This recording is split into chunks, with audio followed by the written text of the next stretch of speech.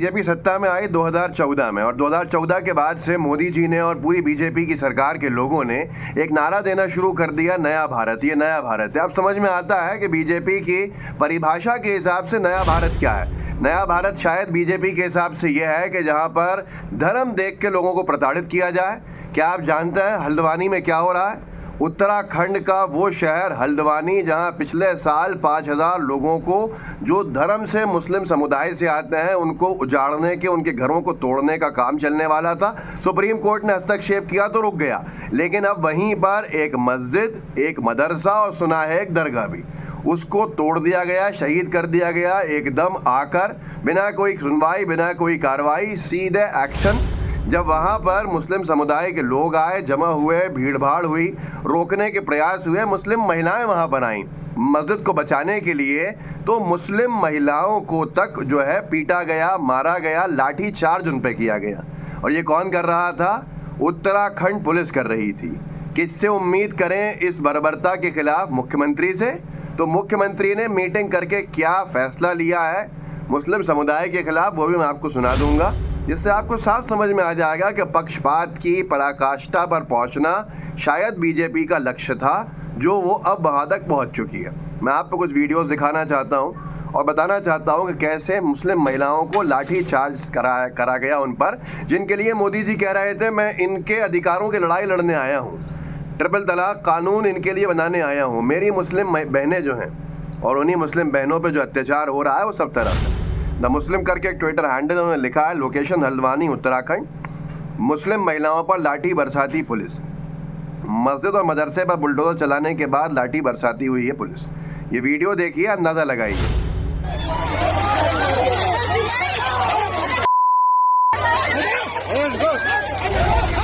जो मैंने आपको वीडियो दिखाया एक छोटी सी झलक है। झलक इसलिए है क्योंकि अगर लगाऊंगा मारपीट का वीडियो तो फिर बहुत ज़्यादा जिस तरह से वायलेशन की रिपोर्ट्स होती हैं और वीडियो रोकवा दिया जाएगा। लेकिन ये हुआ है आज के आज़ाद भारत में हुआ है, बीजेपी के शासनकाल में हुआ है, उस उत्तराखंड में हुआ है जहां एक दिन पहले मुख्यमंत्री पुष्कर धामी जो चुनाव खुद की विधानसभा से हार गए थे और ज़बरदस्ती बीजेपी ने उनको मुख्यमंत्री बनाया, जो मंत्री तक बनने की रेस में नहीं थे, वो यूनिफॉर्म सिविल कोड पारित करा के विधानसभा से निकले, जिसमें सिर्फ और सिर्फ एक ही मकसद था कि कैसे मुस्लिम समुदाय के अधिकारों को छीना जाए, पक्षपात किया जाए और ये समझ लीजिए कि हिंदू लॉ को यूनिफॉर्म सिविल कोड का रूप दे दिया जाए। ये एक बड़ा विषय है जिसके ऊपर कोई चर्चा करने को आज तैयार नहीं। और जब मुस्लिम समुदाय का कोई रिएक्शन नहीं आया तो रात को मस्जिद गिरा दी जाती है ताकि एक हंगामा हो, हल्द्वानी उत्तराखंड में आगजनी हो और ये बताया जा सके कि देखो क्या हालात हो रहा है। जिस तरह के हालात में भयावह, अंसार इमरान करके एक यूज़र उन्होंने डाला है कि कैसे उत्तराखंड के हल्द्वानी में हिंसा की खबरें आ रही हैं और हालात देखिए, स्कूल्स बंद करने पड़े हैं, इंटरनेट शट डाउन करना पड़ा है। देखिए इस वीडियो को।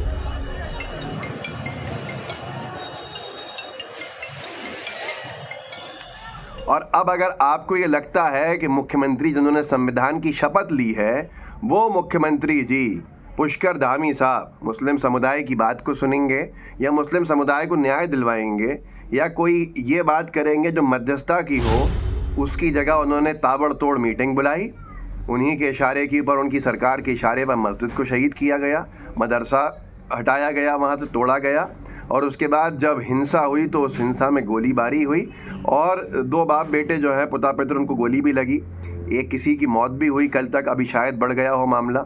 लेकिन मुख्यमंत्री महोदय ने उल्टा शूट एट साइट ऑर्डर के आदेश दे दिए। जब ये जानते हैं कि सामने जो लोग प्रदर्शन कर रहे हैं, आक्रोशित है वो भीड़, क्योंकि उसकी इबादतगाह को गिराया गया है, उसके एक पवित्र स्थल को गिराया गया है, तो उन प्रदर्शनकारियों पे भले उसने हिंसा का रूप ले लिया हो, एक विषय है, ये एक अलग विषय है क्या, लेकिन अपने सब्जेक्ट्स को, अपनी जनता को वो सिर्फ इसलिए कि वो उस धर्म से हैं जो धर्म आपको पसंद नहीं है, शूट एट साइट का ऑर्डर दे दिए जाएंगे। मराठा आंदोलन हुआ, क्या किसी ने शूट एट साइट का ऑर्डर दिया? गुर्जरों का आंदोलन हुआ, क्या किसी ने शूट एट साइट का ऑर्डर दिया? जाटों का आंदोलन हुआ, क्या किसी ने शूट एट साइट का ऑर्डर दिया? किसान आंदोलन हुआ, क्या किसी ने शूट एट साइट ऑर्डर दिया? ये शायद भारत में पहली बार सुन रहा हूँ मैं कि अपनी ही जनता के ऊपर एक मुख्यमंत्री शूट एट साइट का ऑर्डर दे रहा है। मतलब यह है कि पहले तुम्हें भड़काया जाएगा, तुम भड़कोगे नहीं तो मस्जिद को गिरा दिया जाएगा, तुम उसके बाद भड़कोगे तुम पे गोलियां चलाई जाएंगी, तुम उसके ऊपर आवाज़ उठाओगे कि भाई ये देखिए क्या हो रहा है, गोलियां चल रही हैं, तो मुख्यमंत्री खुद आएंगे और शूट एट साइट के ऑर्डर दे देंगे कि जाओ जान ले लो इनकी। आखिर ये किस तरह का न्याय है? ये न्याय है क्या अन्याय है? एक बड़ा सवाल है जिस सवालों के जवाब किसी के पास नहीं है। कल हिंदुस्तान ने लिखा था कि हल्द्वानी में 2 की मौत, बाप बेटे को लगी गोली, 300 से ज़्यादा जख्मी, सेंट्रल फोर्स ने भी संभाला मोर्चा। आप सोचिए, एक जिस हालात को रोक सकते थे, मस्जिद को गिरा के क्या मिल गया? एक तरफ कोर्ट कहता है कि आस्था का विषय है, मंदिर बनना चाहिए, और दूसरी तरफ उत्तराखंड की सरकार कहती है मस्जिद गिरा दो। चलो ये अतिक्रमण के नाम पे गिरा दी। 700 साल पुरानी मस्जिद शहीद कर रहे हैं दिल्ली में डेवलपमेंट के नाम पे, अतिक्रमण के नाम पे।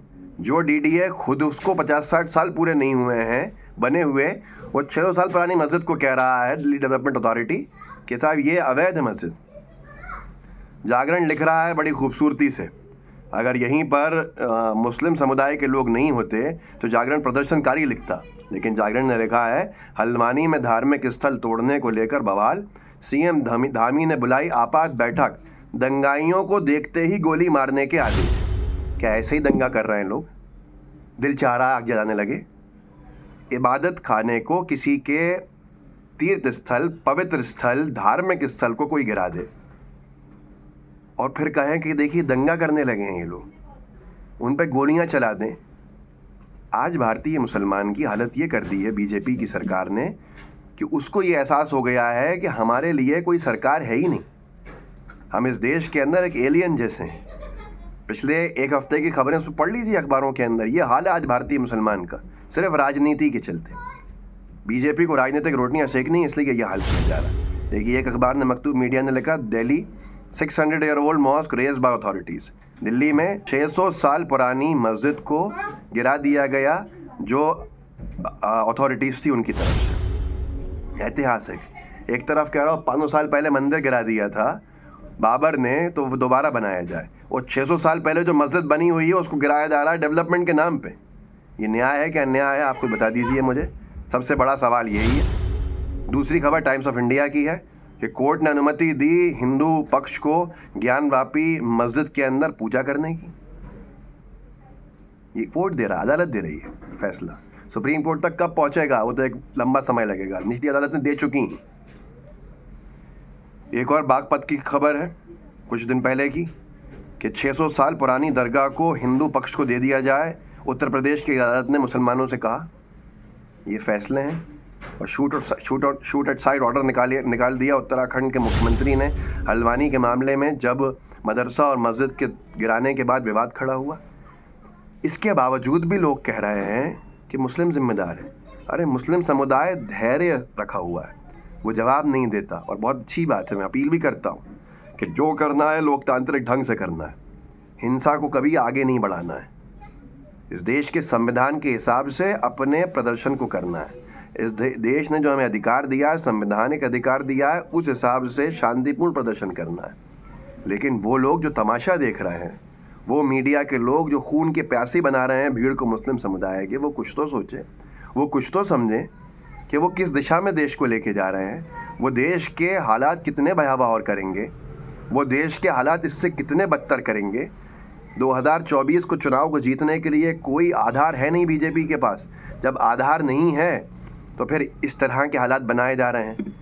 क्योंकि भाई जब तक हिंदू मुस्लिम करते रहेंगे तब तक शायद एक बड़ा वर्ग जो है, जो आज पीड़ित है, जिसके पास रोज़गार नहीं है, जिसके पास व्यापार नहीं है, जिसके पास सुरक्षा नहीं है, जिसके पास खुद का घर नहीं है, जिसके पास खाने के लिए जो निर्भर है सरकार के ऊपर, वो आवाज़ नहीं उठाएगा। अगर हिंदू मुस्लिम लगा रहेगा, उलझन चलती रहेगी, सरकार की नाकामी पे कौन ध्यान देगा? शायद यही विषय है जिसके चलते आज ये हालात बनाए जा रहे हैं। मीडिया को या तो ख़रीद लिया गया है या मजबूर कर दिया गया है, पैसा ले लो या फिर जेल चले जाओ। तो ऐसे में एक समझदार इंसान जो मौका परस्त होगा वो क्या करेगा? यही कहना चाहता हूँ कि आरोप लगाने से पहले कभी तह तक जाइएगा। आपको बताया जा रहा होगा हल्द्वानी में, उत्तराखंड में दंगे कर रहे हैं, चला रहे हैं। वजह क्या है? शुरुआत क्या की गई है? पहले यूसीसी का लाया गया जिस पे किसी ने कोई रिएक्शन नहीं दिया, कोई उफ नहीं किया मुस्लिम समुदाय ने।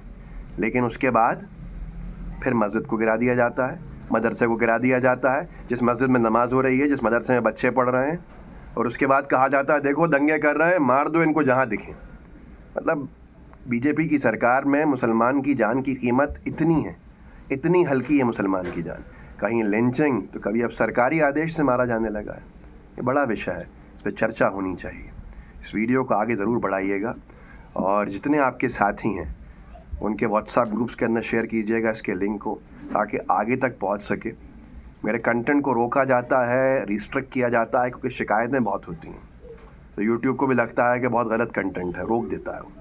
आप आगे बढ़ाएंगे तो आगे बढ़ता जाएगा और लोगों तक पहुंचता जाएगा। मेरे चैनल ये पर्सनल है, इसको भी सब्सक्राइब कीजिए, लाइव टीवी को भी सब्सक्राइब कीजिए, जिसके ऊपर हम रोज़ सुबह 2 वीडियोस अपलोड करते हैं। तो ये प्लेटफॉर्म्स हमने ऐसे तैयार किए हैं कि शायद कुछ जागरूकता फैल सके इनसे। जय हिंद, जय भारत।